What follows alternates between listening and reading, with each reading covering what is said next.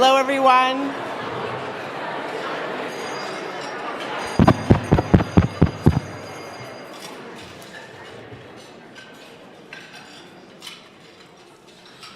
Okay. Hello, everyone. My name is Nikki Holland, Director of the Canadian Club, Toronto, and your host for today. Thank you for joining us online, and welcome. Canadian Club Toronto, as our name suggests, proudly celebrates all things Canadian. Our events are designed to provoke thought, to critically engage, and to often entertain. Our long and successful track record demonstrates that we are resonating with you, our valued guests. At our podium, guest speakers tell their stories. They tell stories that matter, that influence, and that inspire. Today's panel, I hope, and I am sure, will do just that. First, let me give a few shout-outs to some of our audience members. The Canadian Club of Toronto is supporting the participation of our youth and young leaders who are in attendance today. Humber College, Arts Administration and Cultural Management.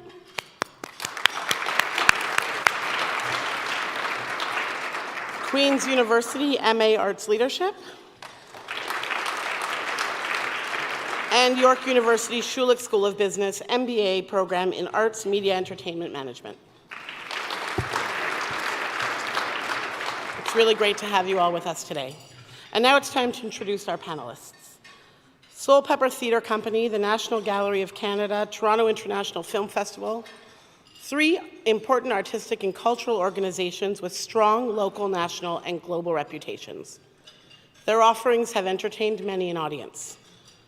Their commonalities don't end here. All three institutions have new leaders who are working to propel their artistic mandate forward. All three are women. What are the challenges, the opportunities that lie ahead? Let's hear from them now. Weyni Mengesha is the artistic director of Soulpepper Theatre Company and an award-winning director known for her groundbreaking work and community engagement. She has been nominated for the Outstanding Director Dora 5 times and was recently named one of the 50 most influential people in Toronto by Toronto Life magazine. Sasha Suda has been the director and CEO of the National Gallery of Canada for the past year, the youngest person to assume the role in more than 100 years. She is passionate about revitalizing the gallery's relevance. Her professional career began at the Metropolitan Museum of Art in New York, where she worked in various roles for 8 years and then returned to Toronto to work at the Art Gallery of Ontario. And Joana Vicente. Joana is the executive director and co-head of the Toronto International Film Festival. She previously served as the executive director of the Independent Filmmakers Project. She is an Academy Award-nominated producer of over 40 feature films by acclaimed directors. Joana was named by Variety as one of the 60 most influential people in New York and was named to Variety's Women Impact list twice. Our current club president, of course, Bruce Sellery, will moderate our discussion today. He's an author, podcaster, and columnist, and he appears regularly on CBC Radio, City Line, and Breakfast Television. I'm excited to hear from these powerful leaders. Bruce and the panelists, have a great chat. Thank you very much, Nikki. Hello, everyone. How are you doing? Good. There is something amazing about being new to a gig. Many of us have had that experience in jobs or in roles where we're new, it's exciting. It's that mix of excitement and terror, right? There's some terror there. It's the optimism that anything is possible and the pessimism that taking this job was a big mistake. It's a terrible, terrible idea. It is the joy of meeting new people and the fear of forgetting all of their names, right? Because you're meeting new people all the time. So there are many extraordinary arts leaders in this country, and why we have chosen these three is because of the perspective that they bring being so new into their roles, into their organizations. So we're going to talk about new perspectives and new priorities with our panelists today. Weyni, I want to begin with you. Okay. You are returning to a company that you had history with. Yeah. You were in the first cohort of the Soulpepper Academy. You directed there for many years. You left and came back. What did you notice about being new? New to this job, new to an artistic director job. What did you notice? Well, we were obviously also going through a major transition, so there was lots that's been new at Soulpepper. I think that it's also my first time being artistic director. So it's a completely new way of thinking about the institution, where before I was really thinking about an audience and my relationship with that audience, and now I'm thinking about the city and how we're engaging with the city and, of course, the country.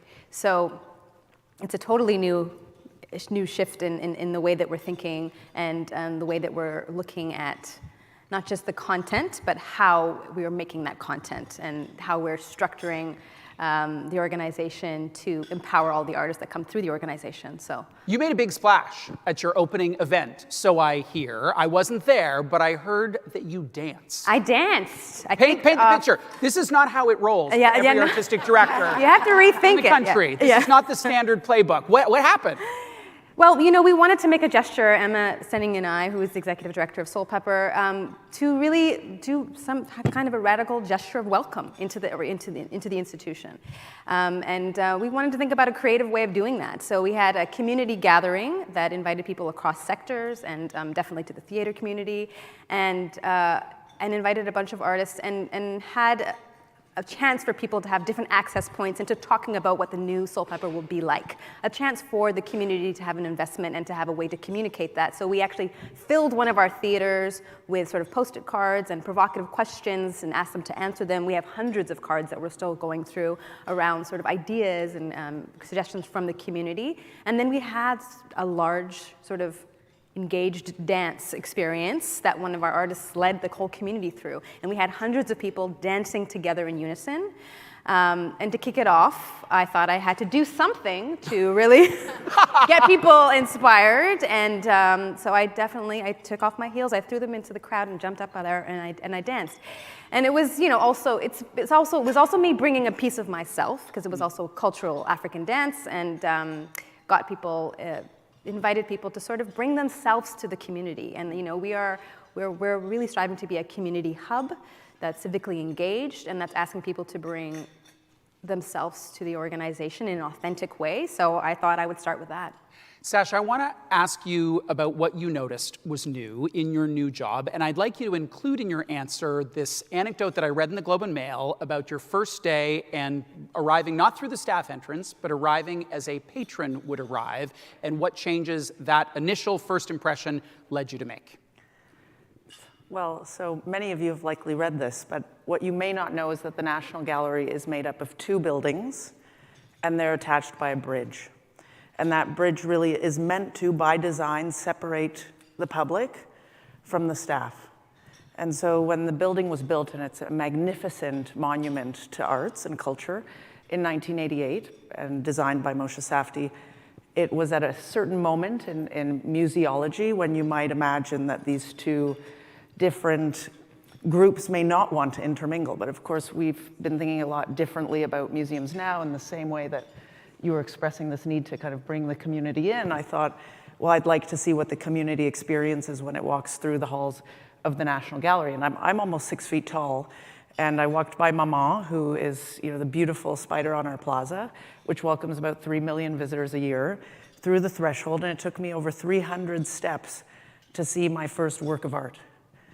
And in fact, on my first day, I didn't make the detour into the galleries to see the work of art. I walked right to my office, which was an additional 400 steps, and I didn't see a single work of art.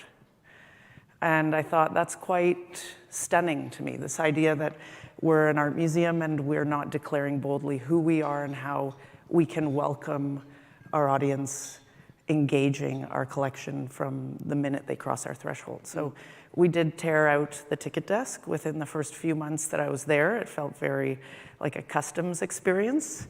This large granite counter that separated the public from our amazing frontline team. And we invited the artist Jornango, a Sami artist from Norway, to come in. And he actually engaged the community in a building experience. We were collecting roadkill for many weeks. And Literally? Literally. Literally roadkill. Literally, like we were Was there a preference for raccoons over chipmunks? It was all there, including a skunk who you can still find in the entrance now. It has off-gassed, as we say, euphemistically. And we engaged the community in skinning and tanning those hides and building a library to Indigenous knowledge in that entrance. So it's totally transformed the experience, and all of those public spaces leading up to the staff area now do have art. And I encouraged the staff to use the public entrance. And of course, it wasn't until the art was in those spaces that everyone started to come out of the woodwork. And of course, it's because art leads the change, right? And I think that's what I learned in my role, was that you can lead with values, of course, but the art will incentivize change. How did you navigate that discussion internally? Did you just say, hey, town hall, we're stripping out the welcome desk? Well, it's, I'll take you all behind the curtain. You say at senior management meeting that, this would be a great idea, and people kind of nod nervously at you. And then the next week you say, no, we're really doing it. Who's going to jump into this with me? And then they kind of nod nervously, and somebody sort of raises their hand.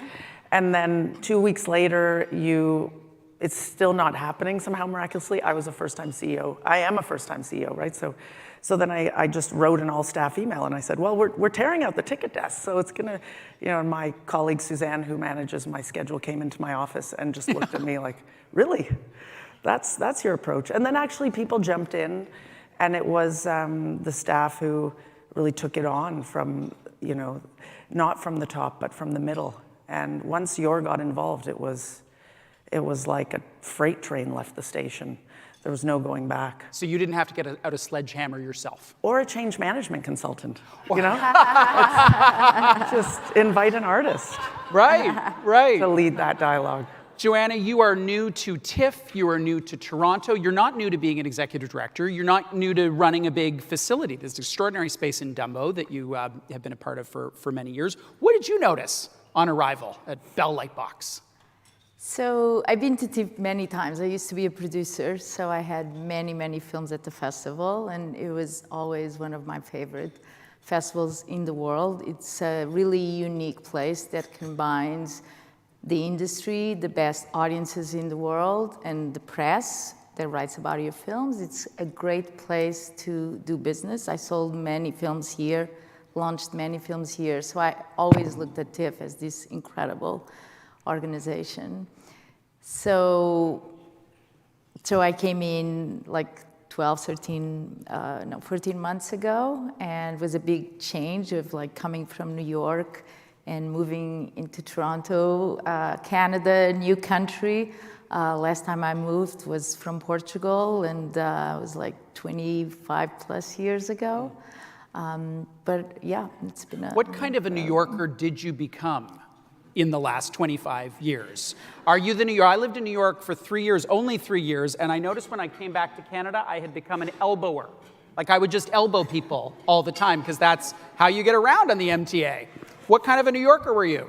I am a New Yorker before almost I'm Portuguese, like that's home for me. I am very direct, maybe too direct in Canada, very straightforward. And just believe in having very honest conversations about what we need to do, where we need to go. And I'm very good at getting a cab anywhere. Right, I bet. It's like a superpower. One of the things you've talked about is in your newness, you could question everything.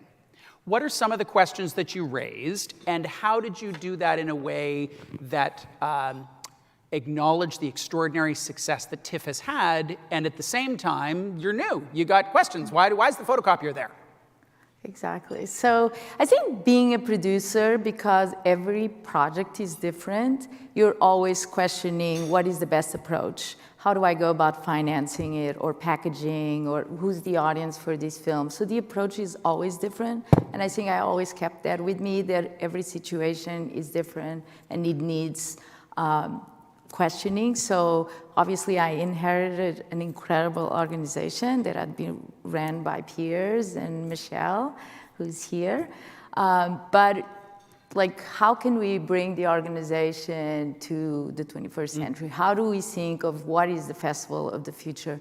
The landscape, the industry is changing at a dramatic pace. The changes just alone last year in terms of like huge tech companies getting into the streaming business It's just like everything is being disrupted so quickly that we need to be taking into account everything that is happening and taking that input into what we do and making sure that we're adjusting and being ready for that. So really asking, why do we do all of these things? Do we need to do all of these things? Are we doing these things the best way that we can do them?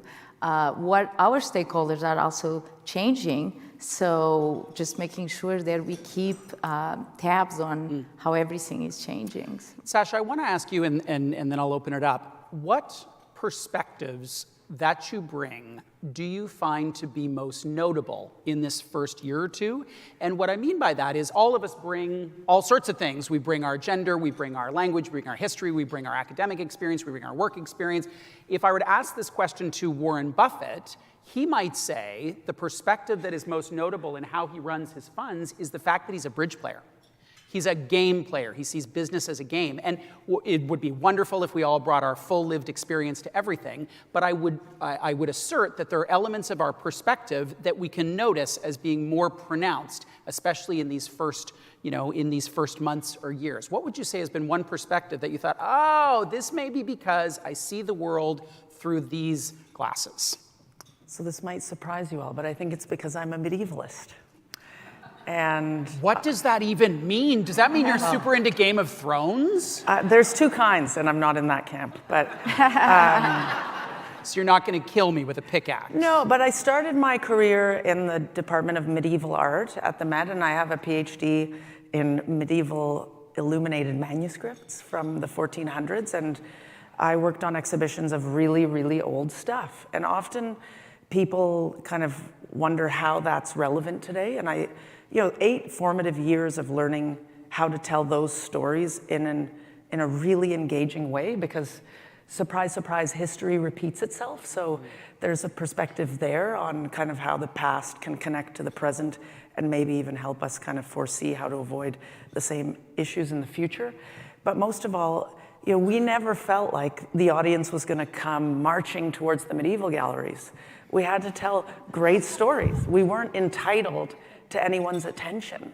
Right? We tried just serving snacks. I think that would have been hard in a museum. But I did at times. I was instructed to go move our stanchion in front of the Gauguin stanchion or the Van Gogh stanchion while the info desk people went on break.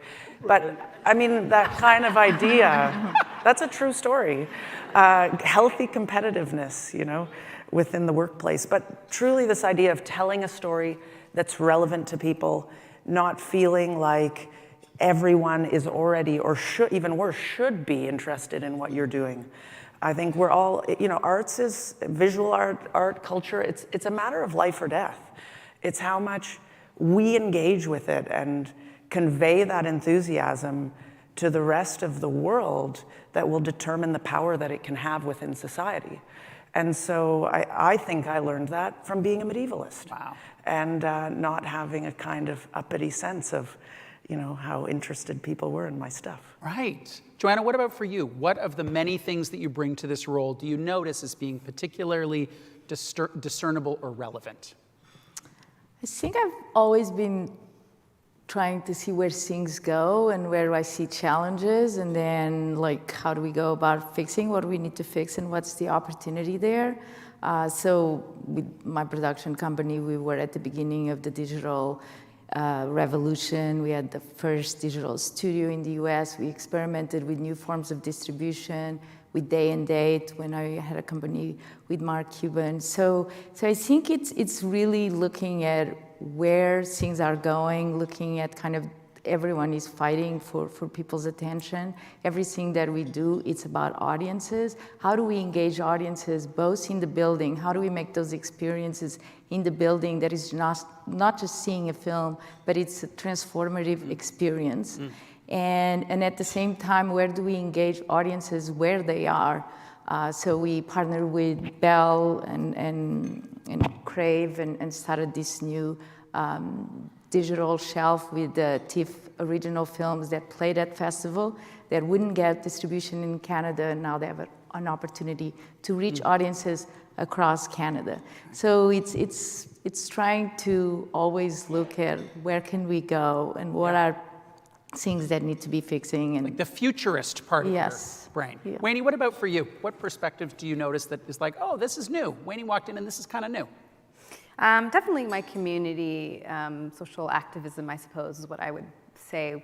I mean, for me, the theater from a young age was a place that I felt was an opportunity that's sort of democratic, not politically or religiously, connected to anything. It's a neutral space that can really hold conversation for a city. And so since I've been there, we started community conversations, which I think really it does the thing that sort of it asks us to really contextualize how the plays are relevant to our city, because we have these topics that we'll bring out that are sort of civically themed, that are across sectors, that invite people to come and talk about the shows. Also, we've done some radical welcoming of gesture, to invite people into the theater. With every show has a $25 ticket mark. 25 and under audiences are free to come and see the show. Already we just started that program in January. We have 1,700 new members. We've given away 380 tickets of young people who have come, and just really empowering them to sort of have an ownership and a sense of belonging in this space. And I think those are the things that I'm going, right, this is how I feel like theater, no matter, history repeats itself. It doesn't matter when the play was written, it matters why and how we make that relevant to our audiences. And I think it is our job to translate that and to tell them that this is for you, this is your space, and this is how we can have a contemporary conversation about it, and how we can be a meeting place for the city. At all of our community conversations, we invite experts and we invite people from across sectors to come and engage in that conversation. So, I want to talk about priorities, and Sasha, I'm going to ask you, you outlined a couple in advance of our conversation, but one that had particular resonance for me is this notion of cultural diplomacy. Can you talk a little bit about what that means in the context of National Gallery and why you were so passionate about it? Sure. So one of the things that's been an eye-opener for me moving to Ottawa from Toronto, and prior to Toronto being in New York, was how much of a portal it is to the rest of the world, number one, but how much the world is looking to Canada today. And I mean, I'm in the heart of a diplomatic community there, so I go to a lot of dinners and luncheons and cocktail parties talking to ambassadors from around the world, and they are really palpably and authentically excited about what's going on in this country. And it's all about our values, right? Imperfect as we may be, we're embracing democracy and reconciliation and decency and cultural tolerance, and we're welcoming people. I mean, these are all things that I find have brought attention to the gallery that might not have otherwise been there, and there's a desire for us to share our art and our artists with the world. And right now, we're grappling with that in Ottawa. We're trying to figure out who's going to lead that initiative, and we're talking about it a lot. And what we think at the National Gallery is that by putting Canadian art on the world stage will help to rise the tide within Canada as well. And so that's kind of my enthusiasm about cultural diplomacy, is that there's a real opportunity for reciprocity globally in that cultural exchange. One other big dynamic that's already been seeded, Weyni, is this question about how people use their time and our fight for their time. How does a multi-platform approach work at Soulpepper? And as you ponder that question, I will say, for those of you who don't know, Weyni was the director of the Soulpepper production of Kim's Convenience, which was a massive hit, went across the country, and has become this global phenomenon on television thanks to its distribution. So how do you think about multi-platform, given that I'm sure your board wants to see certain bums in seats in those 2 theaters or 3 theaters or 4 theaters that you have? Yeah, I think we have to think, I mean, this is inevitable. It's going to continue. There are going to be more and more competition with streaming shows and everything else. So I think it's about creating those relationships from the get-go, and when we're commissioning work, thinking about how we can commission it to work on different platforms. You know, we're not the only ones. Kim's Convenience is a great success story. Also, Fleabag, which was a play, is now a multi-Emmy award-winning television series. It's happening in school. It's going to continue to happen, and I think already Hollywood's understood that going to, they're sort of plucking playwrights right out of Juilliard and different playwriting schools. We can be an incubator for content, for multi-platforms. So I think it's embracing that and making sure that we're considering that while we're commissioning and while we're developing new work. Yeah. Joana, I want to ask you about TIFF's role from an advocacy perspective. And it wouldn't have been a question that I would have really thought about prior to your arrival, but when I looked at your bio and the work that you have done in New York, that was a real push of what you did. What is TIFF's role? What should TIFF's role be? Well, I think because of the platform of the festival, we have this incredible opportunity to really highlight international film in a way that no one else can do it in North America. And it was amazing to see on Sunday the Oscar go to Parasite. And you were there. And I was there with our board chair, Jennifer. Who did you wear? A Canadian designer, I hope. No, not a Canadian designer. We'll just move right off that. You just had something from the closet. You didn't have time to pick a new gown. Who has time? Someone lent me a gown. Someone lent you a gown. Fine. Next year we'll set you up. So advocacy. But I think there's really, I feel like Canada is just the perfect bridge between the world and North America. And it's, and also between all of the English-speaking countries and North America. So I think it can play a really important role in highlighting the best storytellers, international storytellers, and then bring them into the US system. And since with the power of the studios, they do have the power to then bring those people internationally, yeah. Sasha, how do you think about an Instagram strategy for the National Gallery? And what I'm linking it to is this kind of multi-platform competition for time. Is there a selfie station in front of Voice of Fire? Will we be able to climb up into Maman the Spider and take photos from up there? How do you think about integrating that experience? Are you going to follow up this conversation with your CV? Or? Do you think maybe that's my future? I could do that? No, I'm terrible. I'm not even on Instagram. Of course, we'd love to engage with people in all kinds of ways. And in fact, we're on Instagram.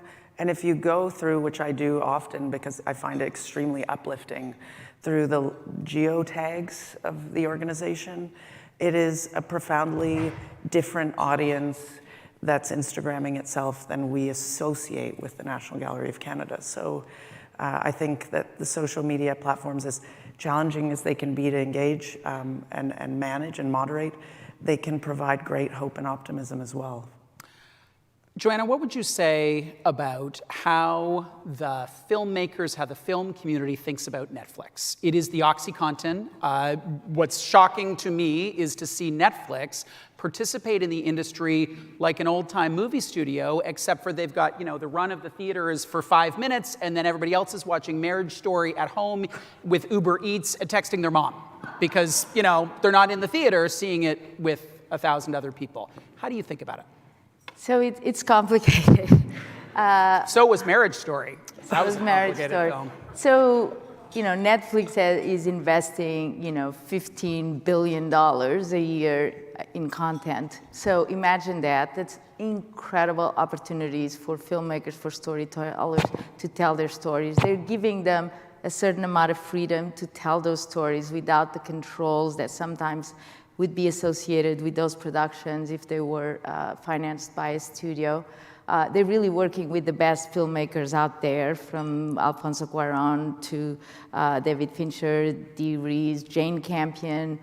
And it's also they're expanding what a story is or what a film is. It doesn't need to necessarily be an hour and a half. It could be 3.5 hours, like The Irishman, or it could be a 13-hour series that people can decide to binge and see it all at once, or decide to see it in episodes.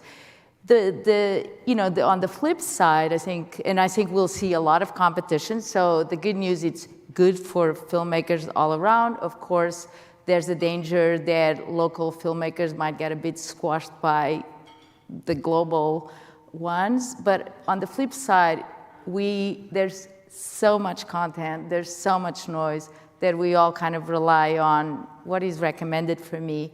And that's the scary part, because it becomes then very monolithic and you just see the same thing Hallmark Christmas all the movies. time, as opposed to really getting out of your comfort zone, because that's where transformation happens, is when you stumble upon things that maybe you were not expected to see.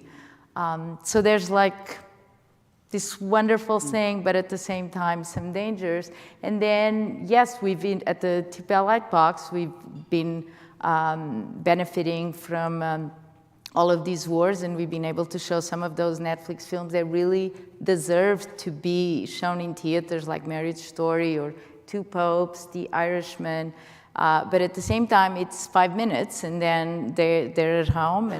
And I think that experience in theaters where you're completely immersed in a dark room with a community of people is an experience that you can't. Unlike any other. Unlike any other, yes. I'm going to include some questions from the floor, and Sasha, I'll point this one to you. We heard a little bit from Weyni, and please chime in more. Can you expand more on the importance of community, or how you see your organization as a community hub? Sure. So this project that you're brought to the gallery in building the Sami Library involved Indigenous communities from around Ottawa, but throughout Canada, in the skinning and the tanning. And then when we opened the show, which was sort of the debut of this piece, and the show that's currently up, Abadakwane, which means continuous fire in Algonquin, that's what this little pin is, closes in September, so you have lots of time to come. That opening, we actually invited the Algonquin community to structure for us, because we were inviting, at the last minute, we decided to invite all the artists, and there's 70 artists in that show. And this is kudos to Canada that it's even possible. 60 of those artists made it within a 4-month planning window to the opening from all over the world, whether it be Taiwan, Australia, New Zealand, Norway, Finland. It was quite extraordinary. And we handed over control, right? And that's something that we're not so good at in large institutions, is giving up control and space for other communities to do things their way. And remarkably, and probably not so surprisingly, it was the largest opening we've ever had in our history. Wow. And we had no marketing dollars for that show. We did a kind of guerrilla marketing campaign. We wheat pasted all the walls outside of the gallery, which we were really worried about, but which worked out well. Especially after you took away the visitor center. What's next? Yeah, so then all that activity that Yor was doing outside the building got a lot of conversation going in the press. We had unprecedented earned media, and 3,000 people came to that opening. So I think it's, when you want to engage the community, it's got to be a really authentic and real thing, and it means you probably have to feel a bit uncomfortable and not know what might happen. And it was an unbelievably soulful, remarkable event, which, we can't reverse engineer, even though we're trying desperately to. Weyni, I'm going to ask this question to you. I'm going to ask you the colloquial version, and then I'll read out the question. So the colloquial version is, what is the role of government? So you can answer that question, but the question as written is, do you see a need for a new Massey Commission that considers the priorities of today's society? The reason I'm giving you the colloquial version is I don't know what the Massey Commission is. So I don't expect you to either. So what is the role of government? What is the role of big policy and big think? To ensure that artists have the freedom to speak from their heart and to be able to not be censored and to not only be answering to a specific margin of people. I think that it's to ensure that we have, that we can be progressive in our thought, that we can encourage artists to continue to be provocative. That is the role, I think, that we can truly figure out what it means to have a Canadian voice, because we are asking people to be unabashedly themselves without fear. You all have a great degree of experience career-wise, but given the newness, there are things for you to learn. Joana, I'm going to ask you first, what is the one thing you're like, aside from how to ride the TTC or whatever, what is the one thing that you would say is on the top of your list that you want to learn in the next 12 to 18 months to forward the success of your role at TIFF? Everything Canadian. Everything Canadian. Right, how to be so really- polite, how to make poutine at home. No, I really, really want, I know about Canadian cinema, but I need to go a lot deeper so that we can do a better job and that I can help champion the support of Canadian filmmakers and what they need. Yeah. Sasha, what do you want to learn? I just want to learn how to most quickly empower our team to do what they do best and to make them live and be themselves without fear. And that will give us access to the greatest ideas. So that's what I need to learn. Weyni, what about for you? What is one thing you'd love to learn? I think, you know, what's the newest to me in this role, of course, is fundraising and the nonprofit model and trying to really connect develop the relationships with the philanthropic community and to make sure that, that we are continuing to create relationships between that community and the artists and generating an authentic conversation so that that the support can be something that we can all rely on and thrive. There are many people in this room who are mid-career, but there are also people who are just getting started. And it's why we love to have the youth and young leaders here, because in the arts especially, we need to be thinking about that next generation. Weyni, give us like the brief snapshot of how Soulpepper is really investing in that next generation, not just of arts leaders, but of everyone in the ecosystem of what it takes to get a play on stage. I mean, this is the thing I'm most proud of Soulpepper. I believe that we are a big part of the an engine for the theatrical artists across the country. You know, I am a result. I'm here because I was part of the Soulpepper Academy, which was a 2-year paid training program. A lot of us, when I started, before I left 10 years ago, I think women of color represented 6% of directors across the country who were hired. So we were definitely not in a lot of management positions. So there was a jump that had to happen, and I think Soulpepper Academy, the training, the 2 years that I had to really experiment and push was really key, and that's something that we're looking to continue. And of course, we have a really robust education program, and we're also mentoring, and we have resident companies that we're mentoring. So I think that is how we're going to ensure that there are arts leaders with that represent many different voices in years to come. Sasha, you next, and then Joana. What needs to be done in the world of art to find, cultivate, energize that next generation? I think it's just to make as many invitations to new people to be part of the conversation and keep inviting them in even when it's hard. And even when it's slower, and even when it's more inefficient, and even when it contradicts you, what you're thinking or where you think you want to go, we got to keep doing it. Joana? We have a big focus on trying to help move the needle on gender issues, really giving more opportunities, making sure that women are moving as fast as men, that they have the same opportunities, that they have mentorship, and that they have access to financing, and they get their films done the same way. You look at film school, you have 50% of the students are male and female. By the time they submit a first film at one of the major film festivals, 30% are female. So what is happening there? And then you have a woman who makes her first film. It takes her 5 to 7 years to make her second film, as opposed to a man, on average, in a year and a half. So we're really focusing on moving the needle on that and trying to accelerate that process. I'm going to wrap up with one last question directed at each of you. I'll begin with you, Joana, and it is this. What is your one wish? What is your one request or wish or hope for this room and for the world at large? In fact, I believe that if you make this wish, the universe will provide, the universe will listen. So make it big, don't hold back. What is your one wish that would forward the mandate, in your case of TIFF, beyond anything you have ever imagined? That the TIFF Bell Lightbox, the building, becomes as relevant, exciting, and known as the festival. Beautiful. Okay, we're just going to take that in. Got it. Good. Sasha, one wish. For me, it's that for every Canadian, art is a kind of must-have in their life and not a nice-to-have. I think if art is a must-have for every Canadian in some small facet or large facet of their life, that we'd all be walking on a cloud. Weyni. Yeah.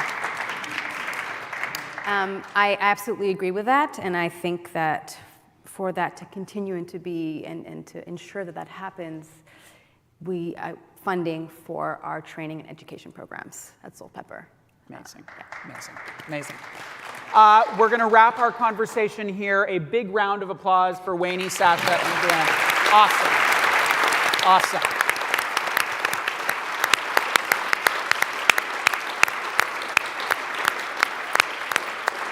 Nikki, back to you. Wow. Okay, so Weyni, Sasha, and Joana, thank you all so much. On behalf of the Canadian Club, we want to thank you for inspiring us with your artistic brilliance, your visionary ideas. I'm looking at Sasha. We met 2 years ago almost, and I'm amazed by her and the rest of you, but I'm just so proud of you right now. Isn't that nice? As you all three of you suggested, we cannot afford to dilute our artistic institutions. They are a really important part of our identity and help us to unify in times of division and in strife. We are really encouraged by your exciting plans for the theater, for the gallery, and for film. And audiences should feel comforted and inspired that the three of you are the most recognized are running our most recognized arts institutions in the land, and we have under such terrific leadership. We wish each of you record-breaking successes, audiences, and strong support for the important work that you do on behalf of Canadians and Canadian culture and arts. And of course, Bruce, thank you for leading the conversation. Before we conclude, I want to also thank mediaevents.ca, Canada's online event space, and VVC for live streaming today's events. And thank you all for joining us today. Have a great day.